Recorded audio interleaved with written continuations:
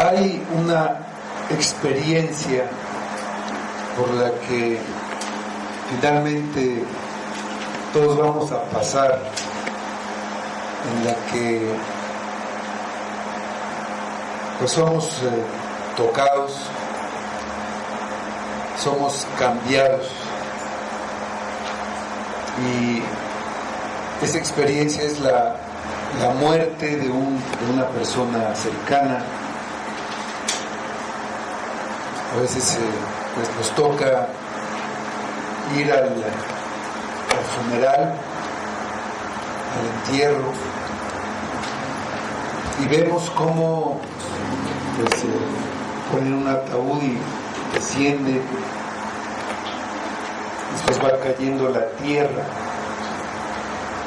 y esto nos marca, nos cambia. Decimos, este es el abuelo primero, luego tal vez mi padre, mi madre, mi hermano, y ver esa realidad de la muerte de una persona que conocimos, que vimos,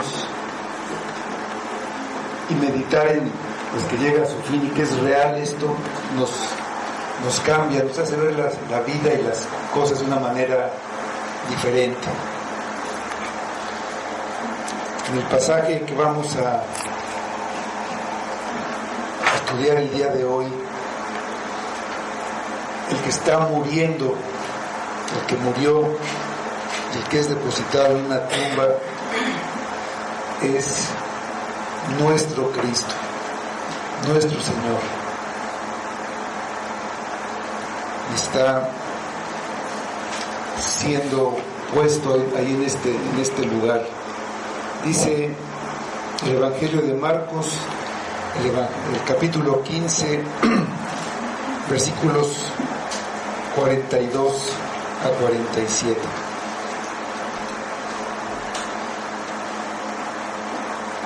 Cuando llegó la noche, porque era la preparación, es decir, la víspera del día de reposo, José de Arimatea, miembro noble del concilio, que también esperaba el reino de Dios, vino y entró osadamente a Pilato y pidió el cuerpo de Jesús.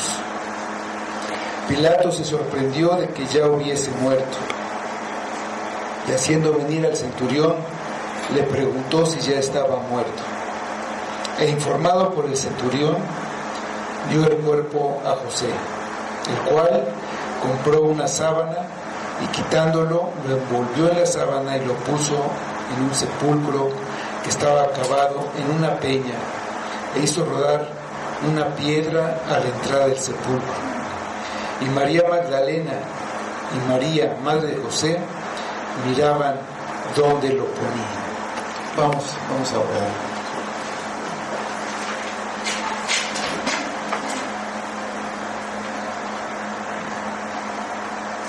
Señor, te damos gracias nuevamente por esta palabra que nos habla acerca de Cristo.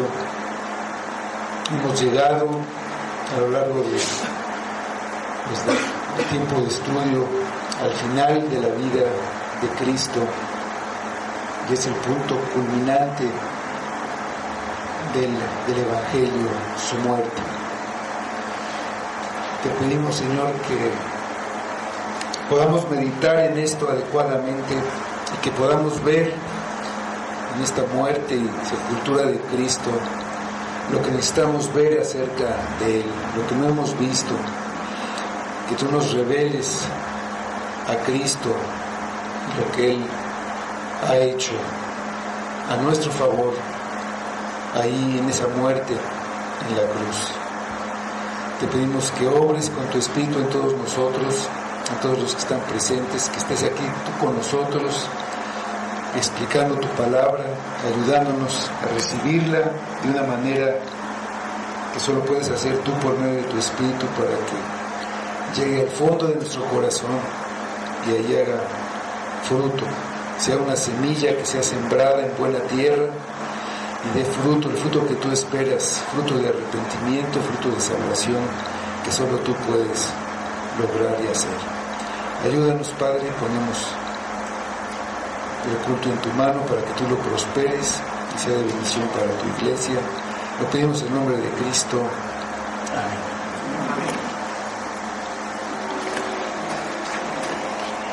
Jesús murió, expiró colgando de una cruz. Esa era una muerte impensada para el Mesías, el Rey de Israel.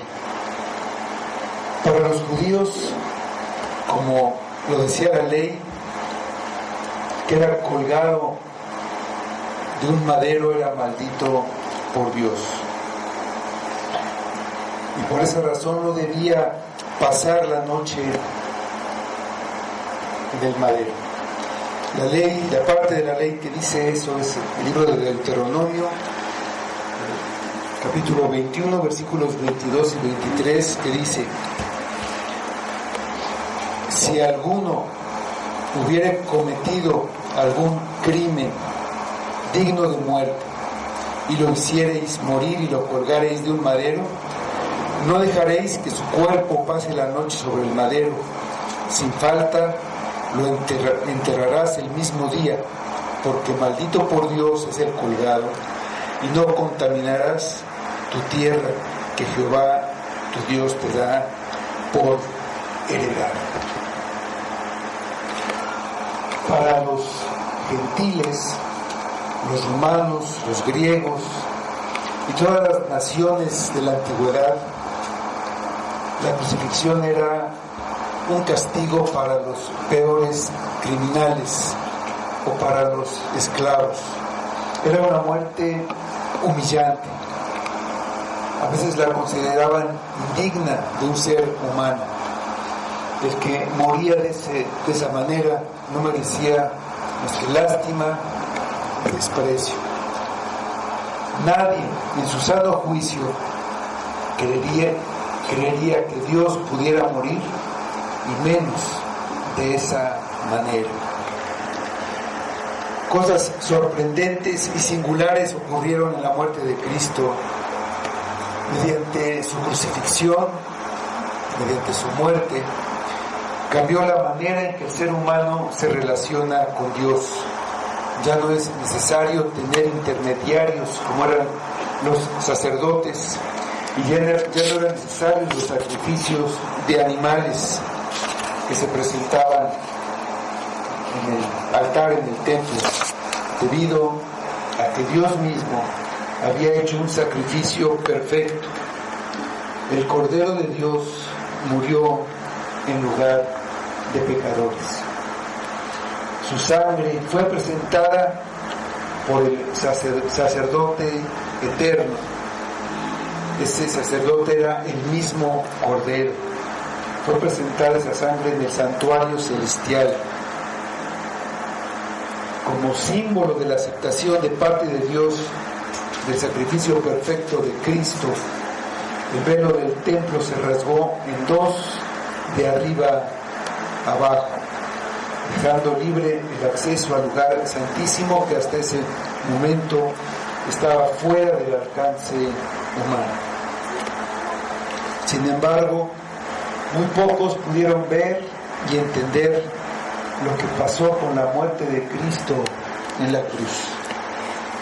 Un centurión romano, conmovido y asombrado, exclamó: verdaderamente este hombre era hijo de Dios. Descubrió en la forma en que Jesús había muerto lo sobrehumano, algo no conocido en el ámbito terrenal. A lo lejos, algunas mujeres que habían creído en Jesús y lo habían seguido desde Galilea, continuaban haciéndolo después de su muerte. Su fe no les dejó perder su esperanza, y con valentía estaban ahí cuando todos los demás habían huido. Por ahora solamente miraban. El rechazo que la cruz representaba en la antigüedad es el mismo que existe en la actualidad. Muchos están bajo las densas tinieblas de la incredulidad, y es por no entender la obra de Cristo en la cruz, que murió por nuestros pecados, en nuestro lugar, y era la única forma de pagar una deuda eterna por la que éramos esclavos del pecado. La misma razón por la que creyeron el centurión, el ladrón crucificado al lado de Jesús y todos sus seguidores, es la misma razón por la que los demás no creen el Evangelio. El Evangelio les parece una locura. Dice en 1 Corintios 20, de 10 al 18, el apóstol Pablo en esta carta a los Corintios, él dice: porque la palabra de la cruz es locura a los que se pierden, pero a los que se salvan, esto es, a nosotros, es poder de Dios. Pues está escrito: destruiré la sabiduría de los sabios y desecharé el entendimiento de los entendidos. ¿Dónde está el sabio? ¿Dónde está el escriba? ¿Dónde está el disputador de este siglo? ¿No ha enloquecido Dios la sabiduría del mundo? Pues ya que en la sabiduría de Dios el mundo no conoció a Dios mediante la sabiduría, agradó a Dios salvar a los creyentes por la locura de la predicación. Porque los judíos piden señales y los griegos buscan sabiduría, pero nosotros predicamos a Cristo crucificado, para los judíos ciertamente tropezadero y para los gentiles locura. En ese entonces, cuando el Evangelio se predicó por primera vez, los paganos que escuchaban hablar de Jesucristo se mostraron dispuestos a aceptarlo como una divinidad más, un Dios más a quien adorar entre los muchos que tenían. Y eso no les costaba trabajo. Aún hoy hay quienes dicen creer en Cristo, pero no solamente en Cristo. Creen en muchas otras cosas. Creen, por ejemplo, en los horóscopos, o en algún amuleto, en los santos, en la Virgen, o creen en ellos mismos. Hay quienes prefieren el ecumenismo y la idea de que todas las religiones finalmente llevan a Dios, pero nunca aceptan que la obra realizada por Cristo en la cruz es el único medio de salvación. Dice Pablo a Timoteo en su primera carta, capítulo 2, versículos 5 y 6, escribe: porque hay un solo Dios y un solo mediador entre Dios y los hombres, Jesucristo hombre, el cual se dio a sí mismo en rescate por todos, de lo cual se dio testimonio a su debido tiempo. No solamente entre los paganos ocurrió esto. Muchos judíos que aparentemente habían creído trataron de mantener vigente la ley, y entonces era Cristo más la ley, Cristo más la circuncisión. A fin de cuentas era Cristo más obras. No entendieron que la muerte de Cristo había logrado una liberación de todas esas cosas. Actualmente muchos quieren incorporar a Cristo a sus vidas como si fuera un accesorio, algo más, algo que añade, algo que les hacía falta, pero creen que no necesitan dejar nada de lo que hacen o de lo que tienen. Solo se dicen cristianos, asisten a la iglesia, pero no entienden la cruz. El sacrificio de Cristo es suficiente y es también el único que salva, porque es el único que abre el camino hasta la misma presencia de Dios. Pero la muerte de Cristo hace un cambio profundo en la forma de pensar y de vivir de las personas que ven en ese sacrificio su salvación del pecado y de todas sus consecuencias. Y ven que abrió el camino hasta la presencia de Dios. No se avergüenzan de presentar a Cristo crucificado. Saben que Cristo no merecía la maldición de Dios, sino que estaba llevando la maldición de ellos en la cruz para que ellos fueran librados de la maldición y pudieran acercarse al lugar santísimo.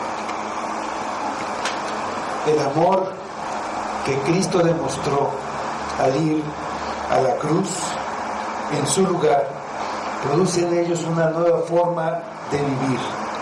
Ya no viven para ellos mismos, viven para aquel que los salvó. Y dice Pablo en 2 de Corintios, segunda carta, capítulo 15, versículos 14 y 15. Porque el amor de Cristo nos constriñe, pensando esto, que si uno murió por todos, luego todos murieron. Y por todos murió para que los que viven ya no vivan para sí, sino para aquel que murió y resucitó por ellos. No tenemos certeza de lo que pasó con el centurión que estaba al pie de la cruz, pero dice la tradición que se hizo un seguidor de Cristo, actuando de una manera consecuente con lo que había visto y había entendido.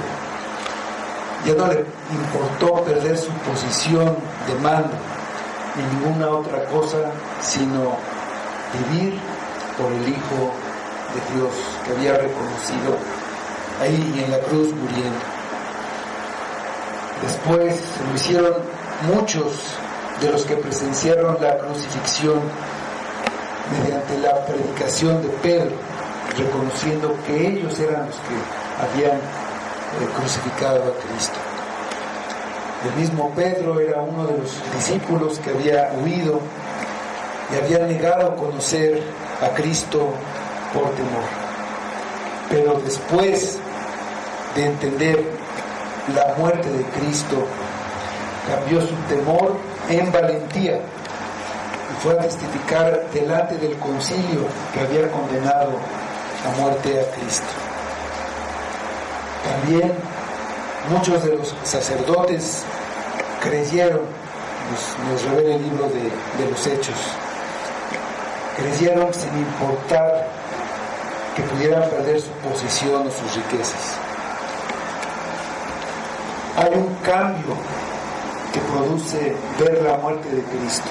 Y aquí, lo que vamos a ver, tenemos un ejemplo del cambio radical en alguien como un resultado de la muerte de Jesús. Tenemos el valor de José de Arimatea, los versículos 42 y 43. Dice: cuando llegó la noche, porque era la preparación, es decir, la víspera del día de reposo, José de Arimatea, miembro noble del concilio, que también esperaba el reino de Dios, vino y entró osadamente a Pilato y pidió el cuerpo de Jesús. En nuestra cultura, como también en la judía, lo tradicional era enterrar a los muertos. Últimamente ha estado cambiando esto y ahora se usa mucho la cremación, pero todavía la sepultura es lo tradicional. Y la sepultura de Jesús es una parte muy importante del Evangelio. Los 4 evangelistas hacen mención de este hecho y dan detalles que confirman su veracidad. El Evangelio lo resumió Pablo de esta manera en la primera carta a los Corintios, capítulo 15, versículos 1 a 4. Y una parte fundamental es que fue sepultado, como lo dice ahí. Dice este pasaje: además os declaro, hermanos, el Evangelio que os he predicado, el cual también recibisteis, en el cual también perseveráis, por el cual asimismo, si retenéis la palabra que os he predicado, sois salvos, si no creísteis en vano. Porque primeramente os he enseñado lo que asimismo recibí, que Cristo murió por nuestros pecados, conforme a las Escrituras, y que fue sepultado, y que resucitó al tercer día, conforme a las Escrituras. Jesús murió a las 3 de la tarde, después de haber sufrido la crucifixión durante 6 horas. Entonces la lucha acabó y la obra que el Padre le había encomendado había sido consumada. Pero el cuerpo de Jesús todavía estaba en la cruz. Para entonces la mayoría de la gente se había ido del lugar. Quedaron solamente unas pocas mujeres y los soldados romanos, que tendrían que permanecer ahí hasta certificar la muerte de todos los reos. Normalmente los cuerpos de los crucificados permanecían en la cruz por varios días. De ahí eran comidos por las aves, por los perros que se acercaban, las fieras, y eran dejados ahí a propósito. Los romanos los dejaban como un ejemplo de lo que les podía pasar a los criminales y a los que se rebelaban contra Roma. Sin embargo, el procurador tenía la autoridad para conceder el cuerpo a la familia para ser enterrado. Muchos cuerpos no eran reclamados por la vergüenza asociada a ser familiar de un criminal. El que reclamaba el cuerpo se exponía a tener que contestar muchas preguntas incómodas sobre su relación con el crucificado. En el caso de Jesús, además, implicaría ser señalado inmediatamente por las autoridades judías. Si no eran reclamados los cuerpos, eran desechados, eran puestos en una fosa común, o a veces eran quemados en el lugar donde se quemaba la basura, en las afueras de Jerusalén. Marcos dice que era la preparación, es decir, la víspera del día de reposo. El día se dividía para ellos en 12 horas. Ellos marcaban las horas, no tenían manera de medir los minutos, era aproximado. Pero la primera hora eran las 6 de la mañana A esa hora Jesús fue juzgado por Pilato, dice Marcos, lo que veíamos hace unas semanas, que fue muy de mañana, y fue crucificado a las 9, a la hora tercera. Al terminar el día, a la hora 12ª, a 6 de la tarde para nosotros, empezaba el día de la Pascua. El día empezaba en la noche. Empezaba la fiesta, y en esa cena, en la cena de esa noche, comían el cordero asado con hierbas amargas. Desde entonces hasta el día siguiente, a las 6 de la tarde, era un día de reposo, un día en el que no se podía hacer ningún tipo de trabajo. Juan dice que era un día de reposo de gran solemnidad, y era precisamente porque se celebraba esa fiesta de la Pascua. Desde que Jesús murió a las 3 de la tarde, quedaban solo 3 horas para que comenzara el día de reposo. Marcos dice que cuando llegó la noche, pero la palabra es más bien tarde, y como hablaban los judíos, ellos hablaban de 2 tardes, entre las 3 y las 6, y es entre las 2 tardes era cuando tenían que ser sacrificados los corderos. Era después de las 6 de la tarde, todavía el día de la preparación, era cuando los judíos compraban y transportaban todo lo necesario para celebrar el día de reposo al día siguiente. Y fue entonces que José de Arimatea se presentó ante Poncio Pilato, y esto significaba que el tiempo para sepultar a Jesús se estaba acabando. Fue después de las 3 y antes de las 6. Para ese momento, los judíos ya habían pedido a Pilato que hiciera morir a los reos y que los quitara de la cruz para cumplir con la ley. Ellos no tuvieron ningún inconveniente en condenar a muerte a un inocente, pero querían guardar los detalles de la ley. En Juan, el Evangelio de Juan, capítulo 19, versículo 31, podemos leer esto.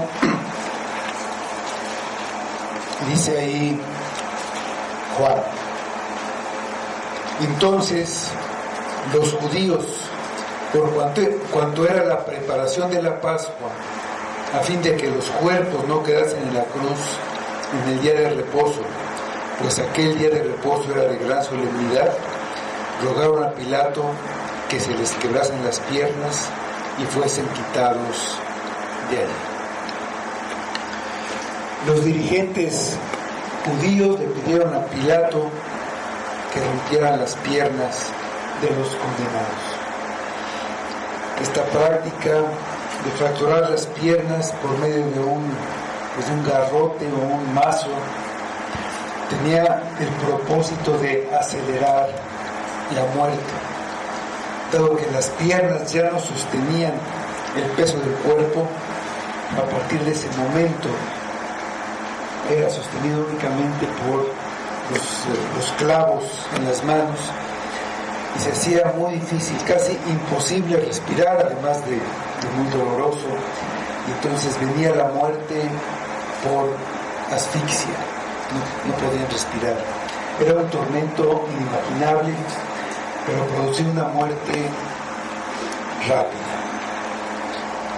Además, para mayor seguridad, era una costumbre que se les diera lo que se llama el tiro de gracia, el golpe de gracia, con una espada, una lanza, que inmediatamente ponía fin a la vida de la persona.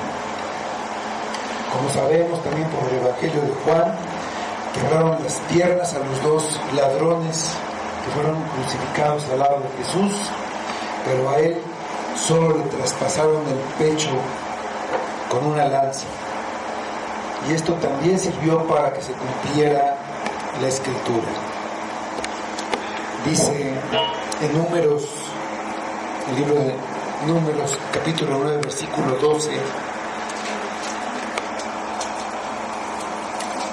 no dejarán del animal sacrificado para la mañana, ni quebrarán hueso de él, conforme a todos los ritos de la Pascua la celebrarán. Esa era la parte de la ley.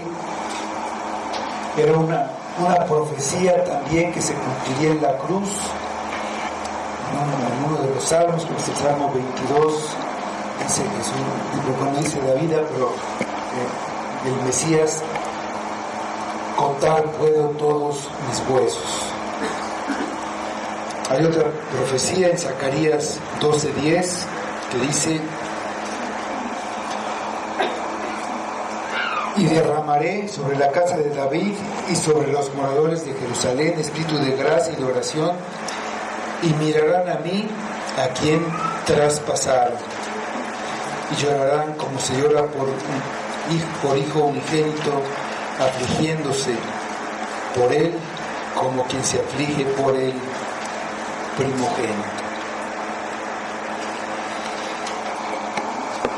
Los discípulos de Jesús, los únicos que pudieran haber tenido interés de enterrar el cuerpo de Jesús, habían huido. Solo Juan había estado ahí haciendo compañía a María, la madre de Jesús, pero para entonces ya se había retirado. Cuando parecía que el cuerpo quedaría abandonado y que se perdería, haciendo así imposible que se pudiera comprobar la resurrección, un hombre llamado José, que era originario de una ciudad llamada Arimatea, del que se sabe por los evangelios que era noble, que era rico y que además era miembro del concilio, vino y entró osadamente a Pilato y pidió el cuerpo de Jesús. Como habíamos comentado, hacer algo así era comprometedor, porque inmediatamente lo identificaba como un discípulo de Cristo de una manera pública. Dice Marcos que también esperaba el reino de Dios. Él era un discípulo secreto de Cristo. Era uno de los que menciona Juan en su evangelio. Ahí en el evangelio de Juan, en el capítulo 12, en los versículos 42 y 43, podemos leer: con todo esto, aún de los gobernantes, muchos creyeron en él, pero a causa de los fariseos no lo confesaban para no ser expulsados de la sinagoga, porque amaban más la gloria de los hombres que la gloria de Dios. En el pasaje paralelo que está en el Evangelio de Juan, dice que era José de Arimatea, discípulo de Jesús, pero secretamente por miedo a los judíos. Él era un miembro del concilio, es decir, del Tribunal Supremo judío, el llamado Sanedrín. No solamente un miembro, sino un miembro distinguido, una persona influyente, cuya palabra tenía peso, y por eso fue recibido por Pilato cuando se presentó con urgencia. Tenía mucho que perder en cuanto se enteraran los otros miembros del concilio, pues perdería su amistad y posiblemente el lugar que tenía en el concilio, y hasta lo expulsarían de la sinagoga como habían amenazado. Su riqueza era otro obstáculo, recordemos la enseñanza de Jesús al joven rico, el que tiene riquezas terrenales, tiene el gran peligro de amarlas y confiar en ellas hasta el grado de preferirlas a la vida eterna. Pero él esperaba el reino de Dios. Creía que el reino de Dios se establecía en los corazones, cambiando la vida de las personas. Él había creído al oír a Cristo. El Espíritu había comenzado su obra en él. Y ahora él quería hacer lo correcto. Lucas dice que no había aprobado ni estaba de acuerdo en lo que había hecho el Sanedrín con respecto a Jesús.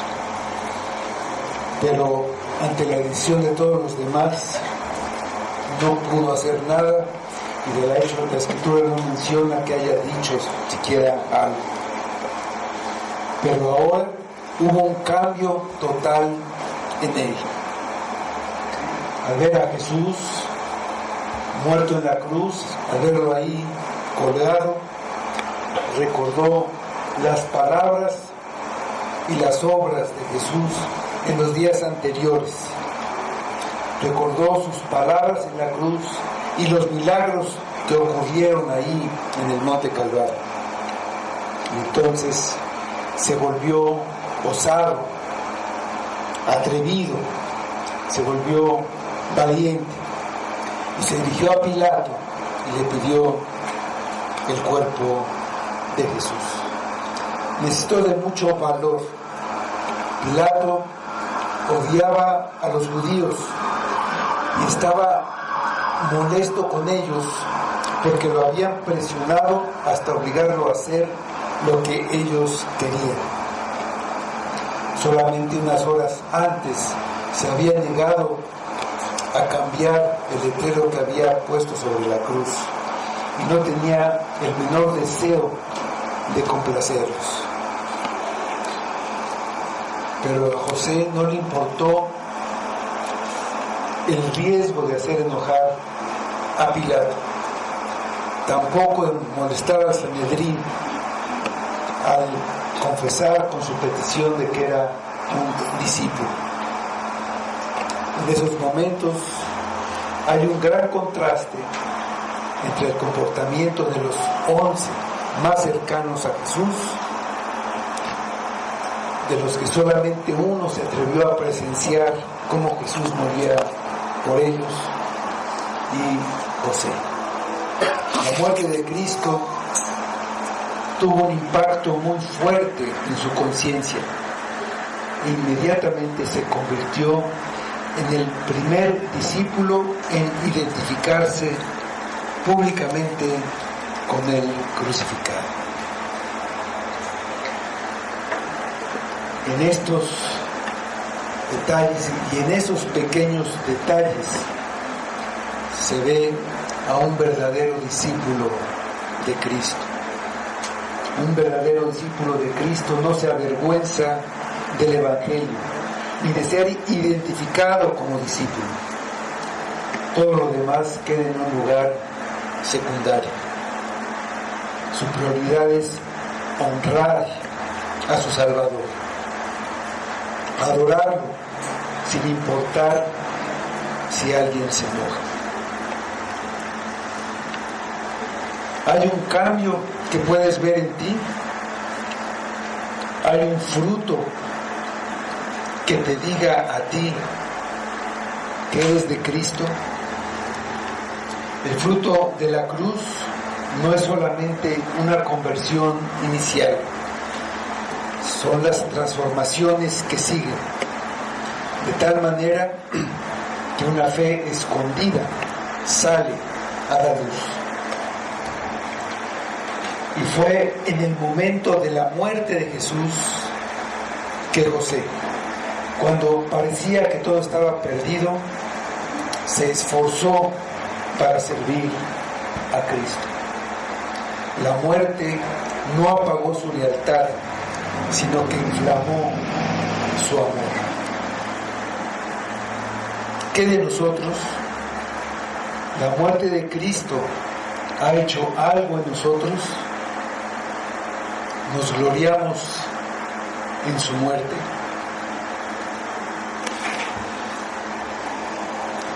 Tenemos después la sorpresa de Pilato en los versículos 44 y 45. Dicen los versículos: Pilato se sorprendió de que ya hubiese muerto, y haciendo venir al centurión le preguntó si ya estaba muerto.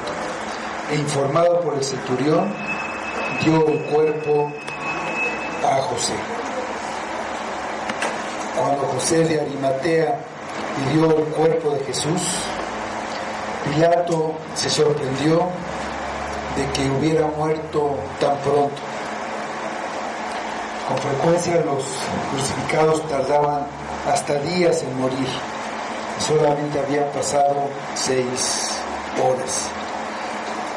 Para cerciorarse, Pilato pidió al centurión que lo certificara. El centurión y los soldados comprobaron que Cristo ya estaba muerto, y para asegurarse, uno de ellos le atravesó el corazón con una lanza. Le produjo una herida tan profunda que después hubiera sido posible que Tomás metiera su mano en el costado de Jesús. Fue providencial el comportamiento de los soldados. Fue por la providencia de Dios. Quedó fuera de toda duda que Jesús había muerto. Nadie puede argumentar que Jesús fue colocado en el sepulcro cuando todavía estaba vivo. Además, se cumplieron profecías de las que ellos no tenían la menor idea. También fue providencial que Pilato decidiera entregar el cuerpo a José. Bien pudo haberse negado, pero todo tenía que suceder como Dios había decretado. Es asombroso el número de profecías que se cumplieron durante la muerte de Cristo, de tal manera que no se puede poner en duda que la mano de Dios estaba cuidando cada detalle como un testimonio para nosotros. Entregó el cuerpo y entonces tenemos el entierro. Dice el versículo 46: entregó el cuerpo a José, el cual compró una sábana y quitándolo lo envolvió en la sábana y lo puso en un sepulcro que estaba cavado en una peña, e hizo rodar una piedra a la entrada del sepulcro. Pero con el permiso concedido fue hasta la cruz. Compró una sábana. Bueno, él tenía sirvientes, era un hombre rico, tenía recursos, tenía manera de hacer esto, y con la ayuda de ellos pues llegó con la sábana, quitó de la cruz a Cristo el cuerpo, y la palabra que se traduce ahí como cuerpo es cadáver. Literalmente significa cadáver, para no dejar duda de que Jesús estaba muerto. No le importó otra cosa que honrar a su Salvador. Tocar un cuerpo muerto dejaba al que lo tocara impuro por 7 días. Eso significaba que no podía participar de ninguna fiesta o ceremonia religiosa. Estaba por iniciar la Pascua, después iniciaba la fiesta de los panes y levaduras, muy sagradas para los judíos, pero todo eso para él, ante la muerte de Cristo, había perdido significado. Por el Evangelio de Juan sabemos que otro miembro noble del Sanedrín, llamado Nicodemo, dice Juan que era el que había visitado a Jesús de noche, vino trayendo un compuesto de mirra y aloes en gran cantidad. Dice como 100 libras, era una buena cantidad. Que era, esta mezcla era usada para embalsamar. Era un ungüento muy fino. Era del tipo del perfume que se había derramado en los pies de Jesús por María de Betania. Y este era de un costo bastante significativo. Expresa el póstumo homenaje que le quería rendir Nicodemo. Estos dos destacados miembros de la clase dirigente de Israel hicieron lo que hubiera sido imposible para los 11 discípulos. Pero de esta forma dieron también cumplimiento con toda exactitud a más profecías. Dice la profecía de Isaías 53, 9, dice: y se dispuso con los impíos su sepultura, mas con los ricos fue en su muerte. Él estaba con los impíos, estaba entre dos ladrones. Esa parte fue cumplida cuando fue crucificado entre ladrones, y esta parte, su sepultura, fue embalsamado como un noble y prácticamente como un rey, porque él era el rey. Fue colocado en una tumba que también providencialmente se encontraba en un huerto que estaba cerca donde él fue crucificado. Fue una tumba que fue cavada en la roca. Era también un procedimiento muy costoso hacer esto, y era para José de Arimatea, era para su uso, la mandó a hacer para eso. Esa tumba era una tumba prestada. Jesús no tenía donde recostar su cabeza, y mucho menos tenía donde ser sepultado, pero fue sepultado en un lugar de mucho valor, de mucho precio. Si el cuerpo de Jesús hubiera quedado en la cruz, hubiera sido arrojado en la fosa común, junto a otros cuerpos, no se hubiera podido verificar la resurrección. Pero una tumba vacía servía como una evidencia clara de la resurrección. Estos dos hombres llevaron el cuerpo de Jesús envuelto en una sábana hasta un sepulcro nuevo, en el cual, dice la Escritura, no había sido puesto ningún. El Evangelio de Juan dice.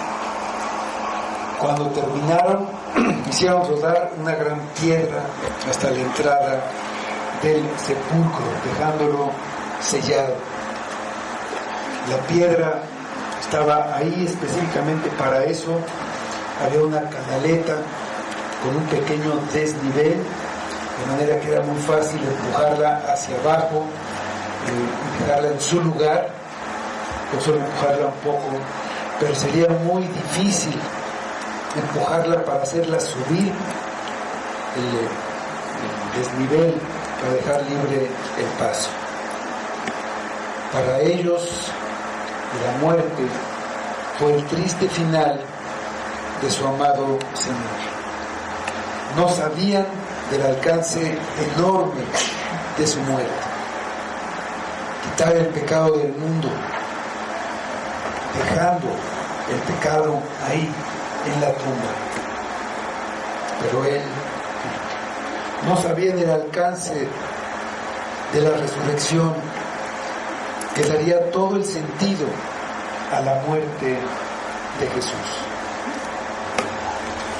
Mientras todo esto ocurría, los demás miembros del Sanedrín se dieron cuenta de que habían perdido el control de la situación y temieron que los discípulos de Jesús se pudieran reorganizar con la ayuda de Nicodemo y José de Arimatea hasta el punto de robar el cuerpo y fingir su resurrección. Mateo narra que ellos al día siguiente volvieron a presentarse ante Pilato para solicitarle que asegurara la tumba por medio de una guardia de soldados. De esta manera los líderes judíos, junto con la guardia romana, se hicieron cargo de vigilar el sepulcro donde Jesús había sido colocado. Era un procedimiento, colocar este sello era algo legal. Entonces, lo primero que tuvieron que hacer al llegar fue comprobar que el cuerpo de Jesús estuviera adentro. Por eso tuvieron que mover la piedra, abrir el sepulcro y luego lo cerraron nuevamente y pusieron un sello que no se podía violar. El violar este sello significaba la pena de muerte. Ese sello certificaba la autenticidad de la tumba y además colocaron una guardia armada para que nadie pudiera alterar la tumba en el transcurso de 3 días, que era el plazo que Jesús había señalado para su resurrección.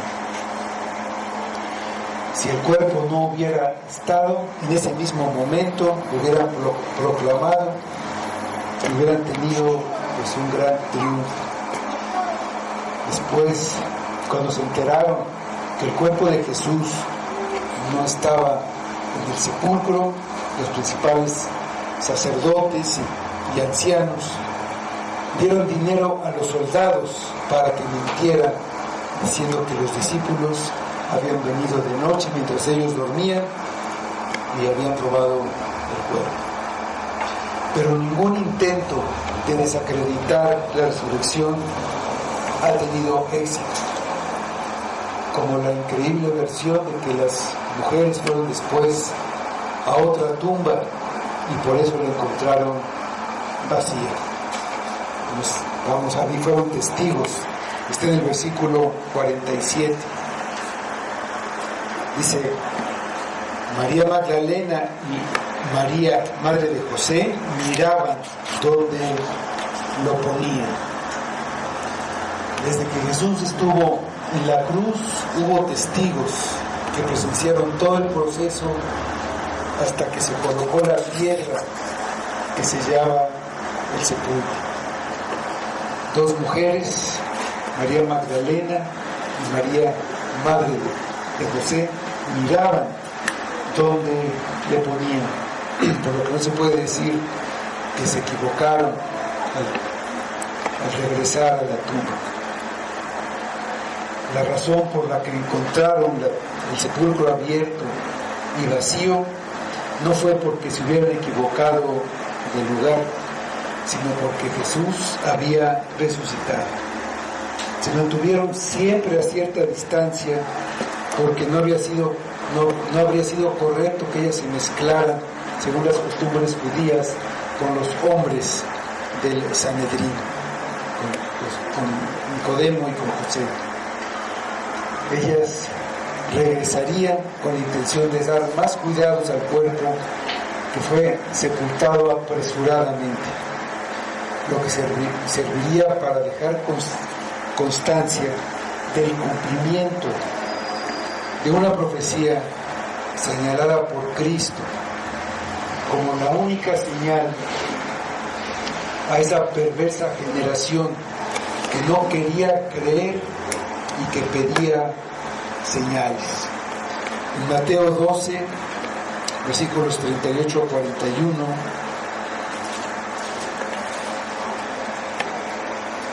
vemos esto que Jesús dijo.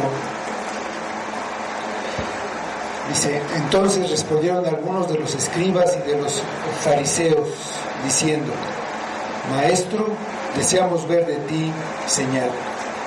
Él respondió y les dijo: la generación mala y adúltera demanda señal, pero señal no le será dada sino la señal del profeta Jonás.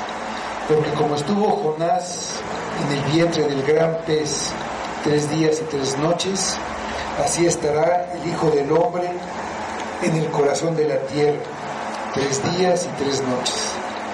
Los hombres de Nínive se levantarán en el juicio con esta generación y la condenarán, porque ellos se arrepintieron a la predicación de Jonás, y he aquí más que Jonás en este lugar.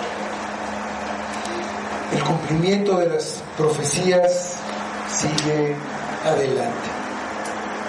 También se cumplió otra que es mencionada varias veces en la Escritura, en el Salmo 16:10, que dice: porque no dejarás mi alma en el Seol, ni permitirás que tu santo vea corrupción.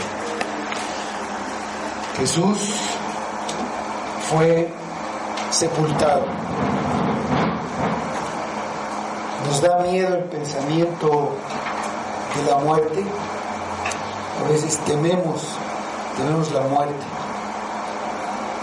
Nos da miedo estar encerrados en un ataúd y metidos bajo la tierra. No temamos.